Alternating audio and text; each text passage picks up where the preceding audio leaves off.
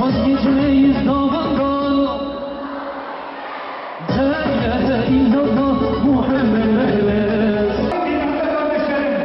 Hazreti Muhammed sallallahu aleyhi ve sellem derken yerine gösterilen Allah'ın 100 bin peygamber içerisinde kendisine Habibim dediği, dostum dediğini Hazreti Resulullah kimdir biliyor musunuz?